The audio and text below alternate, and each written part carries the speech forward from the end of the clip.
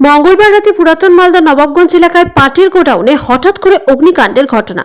বুধবার সকাল আনুমানিক 8টা নাগাদ ঘটনাটি সামনে আসতেই চাঞ্চল্য ছড়ায় এলাকা জুড়ে।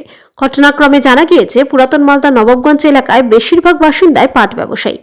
এক পাট ব্যবসায়ী অমর সাহার গোডাউনে ঘটনাটি ঘটে বলে জানা গিয়েছে। নবাবগঞ্জ হাটখোলা এলাকায় একটি গোডাউন রয়েছে। সেই গোডাউনে ছিল প্রায় 60 থেকে 70 কুইন্টাল পাট। হঠাৎ করে অগ্নিকাণ্ডের ঘটনা ঘটে। ঘটনার খবর পেয়ে ছুটে আসেন আশেপাশের এলাকার মানুষজন সহ দমকলের একটি ইঞ্জিন ও মালদা থানার পুলিশ। স্থানীয়দের তৎপরতায় ও দমকল বাহিনীর তৎপরতায় পরিস্থিতি নিয়ন্ত্রণে আসে। স্থানীয়দের বক্তব্য, শর্ট সার্কিট হয়ে এই ঘটনাটি ঘটেছে। যদিও পুরো ঘটনা নিয়ে তদন্ত শুরু করেছে পুরাতন মালদা থানার পুলিশ।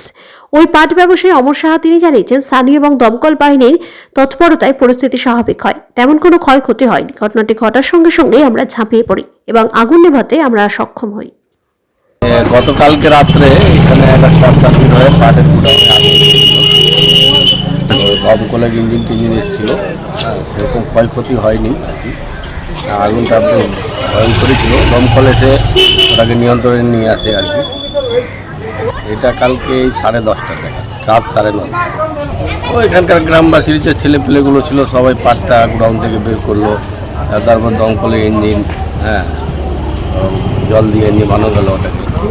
দমকল না আসলে তো বিরাট একটা কোনো অঘটন ঘটে যেতে পারতো আর কি।